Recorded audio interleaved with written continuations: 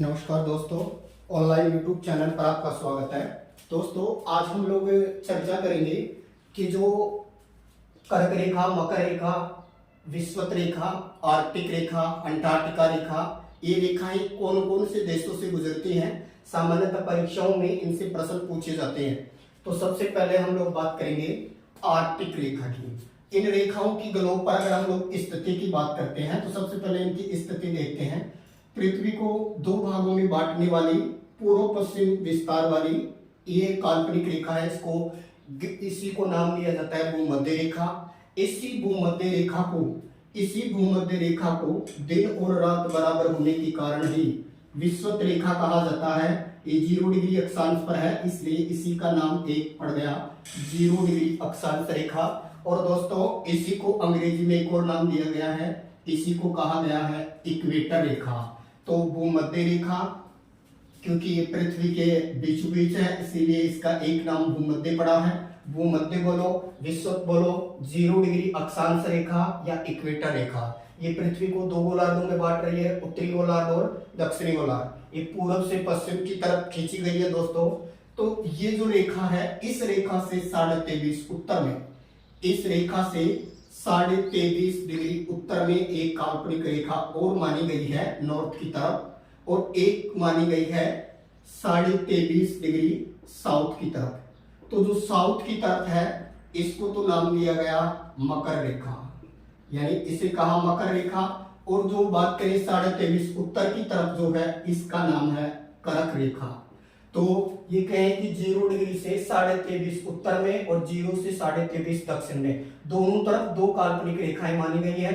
उत्तर वाले को नाम दिया है कर्क रेखा और दक्षिण वाले को नाम दिया है मकर रेखा। फिर दोस्तों, ये 23.5 से आगे फिर एक रेखा को आधार लिया है, जो कि 66.5 डिग्री पर नॉर्थ में भी मानी गई है। इसको यहाँ पर नाम दिया है आर्कटिक रेखा।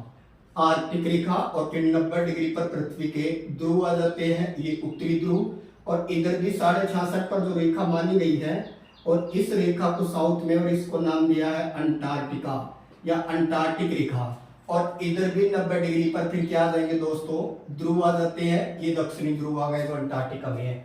तो ये प्रमुख रेखाएं मानी गई हैं, आर्कटिक रेखा, कर्क रेखा, विषुवत रेखा, मकर रेखा और अंटार्कटिक रेखा। या अंटार्कटिका के अंतर्गत खींची गई है अंटार्कटिक। तो ये कहें कि ये रेखाएं कौन कौन से महाद्वीपों से गुजरती हैं और उन महाद्वीपों के कौन कौन से देशों से गुजरती हैं, परीक्षा की दृष्टि से ये बहुत ज्यादा इंपॉर्टेंट है दोस्तों। कुछ यहाँ और परीक्षा की दृष्टि से महत्वपूर्ण बिंदु याद रखिएगा कि जो आपका जो अंटार्कटिक रेखा है, ये जो साउथ 66.5 वाली, इसके ऊपर कोई देश नहीं है। वैसे ये महाद्वीप के तौर पर जन सुनने वाला उसी के पार्ट से गुजर रही है। फिर बात करें हम लोग मकर रेखा। तो मकर रेखा की अगर हम लोग बात करते हैं तो ये ऑस्ट्रेलिया, अफ्रीका और दक्षिणी अमेरिका 3 महाद्वीपों से गुजरती है। मकर रेखा कितने महाद्वीपों से गुजरेगी, तो याद रखिए, हमने बात की मकर रेखा की। मकर रेखा कितने महाद्वीपों से गुजरेगी, तो याद रखिए, अगर हम लोग पूर्व से चले तो सबसे पहले इस पर आ जाएगा ऑस्ट्रेलिया। ऑस्ट्रेलिया महाद्वीप से गुजरती है ये। इसके अलावा फिर ऑस्ट्रेलिया के अलावा ये कहां से गुजरेगी, अफ्रीका महाद्वीप से। और अफ्रीका महाद्वीप के अलावा ये दक्षिणी अमेरिका से गुजरती है दोस्तों। तो याद रखिएगा, मकर रेखा 3 महाद्वीपों से गुजर रही है, ऑस्ट्रेलिया, अफ्रीका, दक्षिणी अमेरिका। पश्चिम से चले तो दक्षिणी अमेरिका, अफ्रीका, ऑस्ट्रेलिया। फिर दोस्तों इससे ऊपर चलते हैं, फिर आ जाती है आपकी भूमध्य रेखा।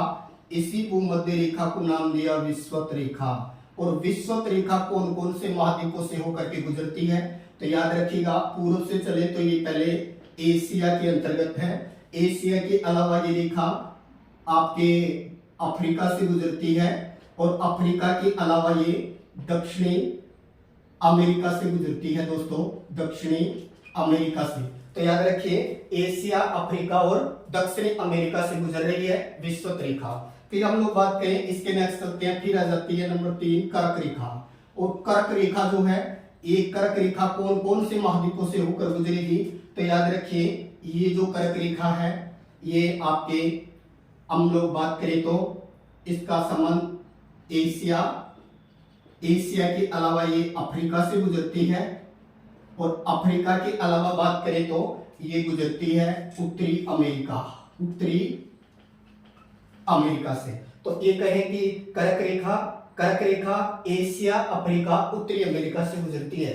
फिर आ जाती है दोस्तों 66.5 आर्कटिक रेखा, और आर्कटिक रेखा के लिए याद रखिएगा जो 66.5 डिग्री उत्तर में है, आर्कटिक रेखा गुजरेगी पहले तो उत्तरी अमेरिका महाद्वीप से, फिर उत्तरी अमेरिका महाद्वीप को ये क्रॉस करेगी, आगे चलेगी, फिर ये यूरोप में जाएगी, और यूरोप के बाद में फिर चली जाएगी ये एशियाई रूस वाले क्षेत्र में। तो ये भी 3 के अंतर्गत है।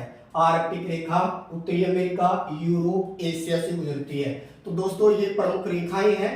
अब ये भी ध्यान रखिएगा, कर्क रेखा पर सूर्य लंबवत कब आता है? तो 22 दिसंबर को सूर्य लंबवत आता है। विषुवत रेखा पर कब आता है? तो याद रखिएगा 21 मार्च को आता है, और इसके अलावा 23 सितंबर को आता है। वर्ष में 2 बार इस पर लंबवत आता है। और कर्क रेखा इसके ऊपर लंबवत कब आएगा, सीधा कब चमकेगा? तो 21 जून को। ध्यान रखिए 21 जून को कर्क रेखा पर, 21 मार्च 23 सितंबर की स्थिति विषुवत रेखा पर होती है। और बात करें कि ये जो 22 दिसंबर की स्थिति होती है ये मकर रेखा पर होती है। वैसे और याद रखिएगा दोस्तों 0 डिग्री से 23.5 उत्तर की तरफ, और 0 डिग्री से 23.5 दक्षिण की तरफ, ये दोनों तरफ ही सेम कटिबंध बनता है, क्योंकि दोनों तरफ ही टेम्परेचर समान मिलता है। तो याद रखिए इन दोनों तरफ का कटिबंध है उष्ण कटिबंध। तो याद रखिए भूमध्य रेखा से 23.5 उत्तर में उष्ण कटिबंध है, फिर 23.5 से 66.5 तक का बीच का पार्ट कहलाएगा उपोष्ण या शीतोष्ण, और ऊपरी पार्ट कहलाएगा फिर 66.5 से 90 वाला शीत। उसी तरह जैसे यहाँ भी 90 पर शीत हो जाएगा, 23.5 से 66.5 यहाँ भी शीतोष्ण हो जाएगा, और ये है ये आपका उष्ण। तो सेम स्थिति है उष्ण शीतोष्ण शीत, ध्रुवों से चले तो शीत शीतोष्ण और भूमध्य रेखा की ओर उष्ण बनता है। अब दोस्तों ये रेखाओं का संबंध जिन जिन देशों से है, जैसे हम लोग बात करें कि मकर रेखा, कर्क रेखा, आर्कटिक रेखा कौन कौन से देशों से होकर के गुजरती है, तो अब हम इनको देश के टाइप से याद रखेंगे। तो देशों को भी आपको याद रखना है। सबसे पहले हम बात कर लेते हैं आपकी 66.5 उत्तर में, क्योंकि 90 डिग्री पर ध्रुव है उत्तरी ध्रुव, तो हम लोग बात करेंगे आर्कटिक रेखा की। तो दोस्तों सबसे पहले हम बात करते हैं आर्कटिक रेखा।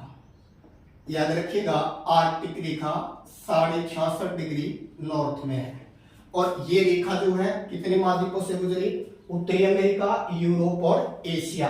तो हम बात करें कि उत्तरी अमेरिका में ये रेखा कहां कहां से गुजरती है, तो उत्तरी अमेरिका में बात करें तो ये रेखा अलास्का से गुजरती है, जो यूएसए का पार्ट है। अलास्का के बाद में ये रेखा आगे चलती है, अलास्का के बाद में फिर ये चली जाएगी कनाडा देश में, और कनाडा के बाद में फिर और चलेंगे पूर्व की ओर दोस्तों, तो फिर आ जाएगा ग्रीनलैंड। और ग्रीनलैंड पर किसका कब्जा है? डेनमार्क का। ग्रीनलैंड पर किसका कब्जा है?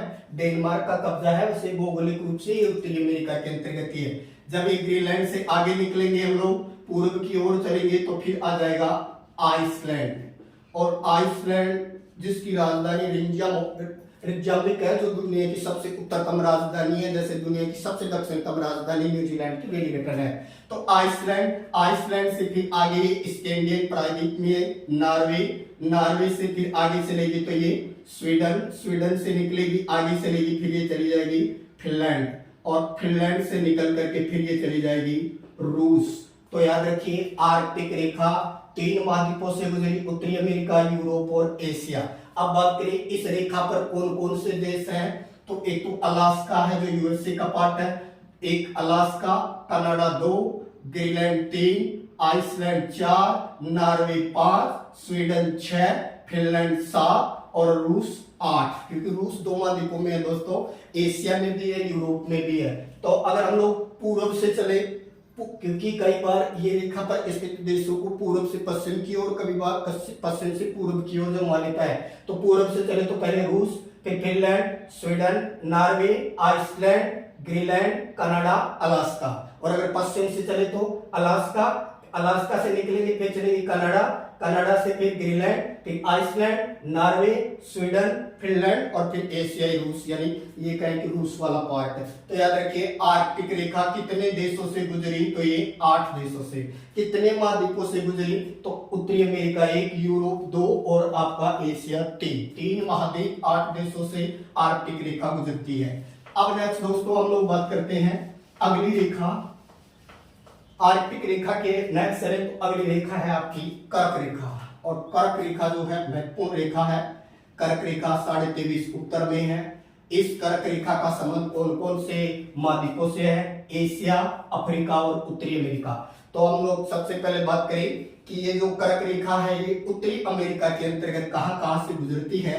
तो उत्तरी अमेरिका में ये रेखा हवाई द्वीप, ये हवाई द्वीप यूएसए का पार्ट है, याद रखिएगा। उत्तरी अमेरिका के अंतर्गत ये हवाई द्वीप से गुजरती है, फिर ये आगे निकलती है, फिर दूसरा देश आ जाता है मैक्सिको और मैक्सिको से फिर ये आगे निकलती है द्वीपों में बामाहास द्वीप। तो याद रखिए उत्तरी अमेरिका में कर्क रेखा हवाई द्वीप से, मैक्सिको से और बामाहास से गुजरती है। फिर ये कहें कि उत्तरी अमेरिका को क्रॉस करने के बाद में ये रेखा आगे अफ्रीका में प्रवेश कर जाती है। और अफ्रीका के अंतर्गत है जो अफ्रीका महाद्वीप में इस पर जो स्थित देश है उनको हम शॉर्ट ट्रिक से याद रख सकते हैं। ये तो तीनों तो किसके हो गए, ये हो गए आपके किसके, उत्तरी अमेरिका के। अब हम किसकी बात करेंगे, अफ्रीका के। तो हम एक शॉर्ट ट्रिक याद रख सकते हैं दोस्तों, सारा मामा अनाली में। अफ्रीका वाले देश निकालेंगे तो पहले आ रहा है पश्चिमी सहारा, ये सबसे पश्चिमी देश बनेगा, पश्चिमी सहारा। इसके बाद में मार्टिनिया और फिर इसके बाद में नेक्स्ट माली से निकलने के बाद में आगे आएगी अल्जीरिया से नेक्स्ट चलेंगे तो फिर नेक्स्ट नाइजर और नाइजर से आगे फिर लीबिया और लीबिया से आगे फिर इजिप्ट जिसको नाम देते हैं मिस्र। तो ध्यान रखिए अफ्रीका महाद्वीप की अगर हम लोग बात करें कि अफ्रीका में ये रेखा कहां कहां से गुजरी है, तो अफ्रीका में ये पश्चिमी सहारा से, मार्टिनिया से, माली से, अल्जीरिया से, नाइजर से, लीबिया से और मिस्र से। अगर हम लोग इनको जमाएं पूर्व पश्चिम की ओर तो सबसे पूर्व में मिस्र है, मिस्र के बाद में इसके पश्चिम में लीबिया, नाइजर, अल्जीरिया, माली, मार्टिनिया और पश्चिमी सहारा। अगर पश्चिम से जमाएं इनको तो पश्चिमी सहारा, मार्टिनिया, माली, फिर अल्जीरिया, नाइजर, लीबिया, फिर मिस्र आ जाता है दोस्तों।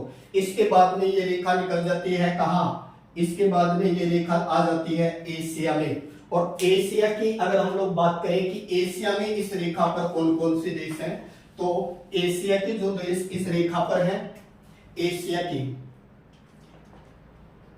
एशिया महाद्वीप के जो देश हैं, तो सबसे पहले बात करें सऊदी अरब से ये निकलेगी। इसके बाद में यूएई जिसको बोलते हैं संयुक्त अरब अमीरात, जिसको शॉर्ट लिख सकते हैं यूएई। इसके बाद में दोस्तों ये आगे निकलती है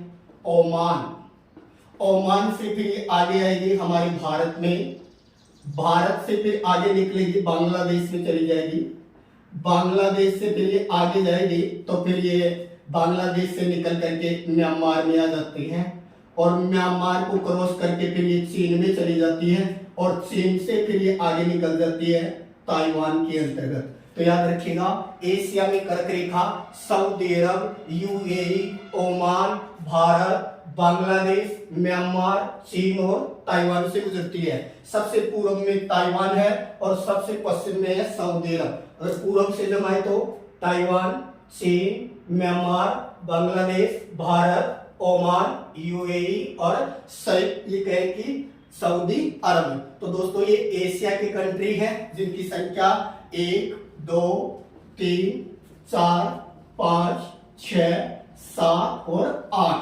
एशिया में 8 देशों से ये रेखा गुजरती है। इसके नेक्स्ट दोस्तों फिर हम बात करते हैं भूमध्य रेखा की। तो भूमध्य रेखा या विषुवत रेखा, और ये जो विषुवत रेखा या भूमध्य रेखा जिन जिन महाद्वीपों से गुजरती है उन महाद्वीपों को हमने यहाँ नाम लिया है।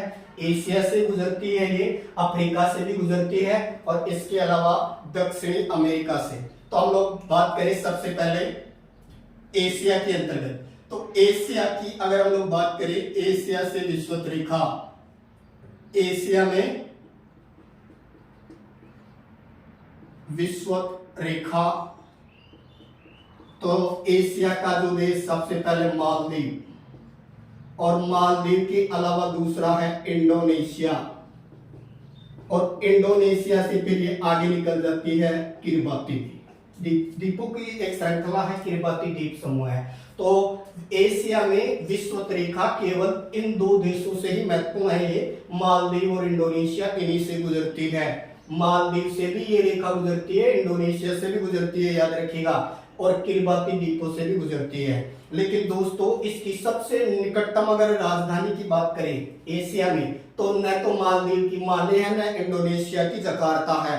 याद रखिए, भूमध्य रेखा या विषुवत रेखा के सबसे निकटतम एशिया महाद्वीप में जिस देश की राजधानी है वो है सिंगापुर, और सिंगापुर की राजधानी है सिंगापुर सिटी। तो हालांकि सिंगापुर से यह रेखा नहीं गुजरती है, लेकिन सिंगापुर की जो राजधानी है वो इसी रेखा के ऊपर यानी सबसे नजदीकी है। फिर दोस्तों एशिया से हम लोग बात करेंगे और कहां से गुजर रही है, तो फिर हम लोग बात करें इसके नेक्स्ट एशिया, एशिया के बाद में अफ्रीका, और अफ्रीका के अंतर्गत हम लोग एशिया, एशिया के बाद में हम लोग बात करें दक्षिणी अमेरिका। तो दक्षिणी अमेरिका की अगर हम लोग बात करें, दक्षिणी अमेरिका, दक्षिणी अमेरिका, दक्षिणी अमेरिका महाद्वीप से, और दक्षिणी अमेरिका महाद्वीप की अगर हम बात करें तो आप शॉर्ट ट्रिक ले सकते हैं, ये एक कालाबाज, एक कालाबाज इक्वेडोर, इक्वेडोर, इक्वेडोर के अलावा अगर हम लोग बात करें तो और महत्वपूर्ण बनता है कोलंबिया, कोलंबिया, और कोलंबिया के अलावा अगर हम दोस्तों और बात करें तो एक और देश है वो है ब्राजील। तो याद रखिएगा, इक्वेडोर, कोलंबिया और ब्राजील से ये रेखा गुजरती है। अब बच गई दोस्तों आपकी मकर रेखा, और अगर हम लोग मकर रेखा की स्थिति की बात करें कि मकर रेखा कहां से या किधर किधर से गुजर रही है, मकर रेखा 23.5 डिग्री दक्षिणी गोलार्ध की तरफ खींची गई काल्पनिक रेखा है, महत्वपूर्ण रेखा है। ये ऑस्ट्रेलिया महाद्वीप को दो भागों में डिवाइड करती है, और जो दुनिया का चौथा बड़ा द्वीप है मेडागास्कर, उसके भी मध्य से गुजरती है ये रेखा।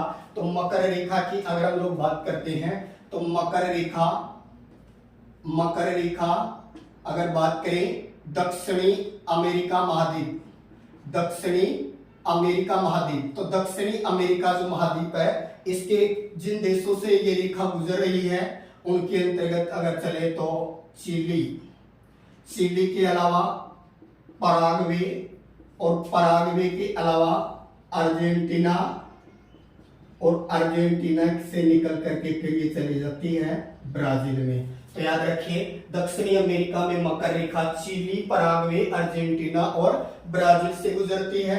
अगर हम लोग अफ्रीका की बात करें तो अफ्रीका के अंतर्गत है नामीबिया, नामीबिया, इसके अलावा बोत्सवाना, बोत्सवाना, इसके अलावा मोजाम्बिक, मोजाम्बिक इन देशों से गुजरती है। और फिर बच जाता है देश दोस्तों आपका, बच गया कौन, ऑस्ट्रेलिया। और ऑस्ट्रेलिया का अंतर्गत, ऑस्ट्रेलिया एक देश, एक महाद्वीप है, ऑस्ट्रेलिया के लगभग मध्य से गुजरती है, यानी ऑस्ट्रेलिया को दो भागों में बांटती है, दो भागों में बांटती है ऑस्ट्रेलिया को मकर रेखा। तो दोस्तों ये प्रमुख रेखाएं हैं, जैसे 66.5 अंटार्कटिका के पार से गुजरी है, तो उसी तरह से ऊपर वाली को आर्कटिक हमने उत्तरी अमेरिका, एशिया, यूरोप से गुजरी है। इन रेखाओं की स्थिति बनती है, इन पर स्थित ये देश इनको पूर्व से पश्चिम में जमा सकता है, पश्चिम से पूर्व की ओर जमा सकता है। ये कहे यहाँ एक दक्षिणी अफ्रीका, और याद रखिएगा दोस्तों दक्षिणी अफ्रीका, ये कहे कि बोत्सवाना के बाद दक्षिण अफ्रीका, फिर मोजाम्बिक, ये सबसे पूर्व में पड़ेगा, ये सबसे पश्चिम की ओर पड़ता है इस रेखा की अगर स्थिति की बात करते हैं तो। दोस्तों चैनल को लाइक करें, सब्सक्राइब करें। अगला जो टॉपिक हम लोग पढ़ेंगे इसी के अंतर्गत जो ग्रीनविच रेखा जो है, ये ग्रीनविच रेखा कौन से देशों से गुजरती है, और अक्षांश और देशांतर के अंतर्गत ये ग्रीनविच रेखा भूमध्य रेखा कहाँ काटती है, उसके नजदीकी राजधानी कौन है, कौन कौन से देशों से ये रेखाएं गुजर रही हैं, समय निर्धारक जो रेखा है उसके बारे में हम लोग अगले क्लास में चर्चा करेंगे। चैनल को लाइक करें, सब्सक्राइब करें। Thank you.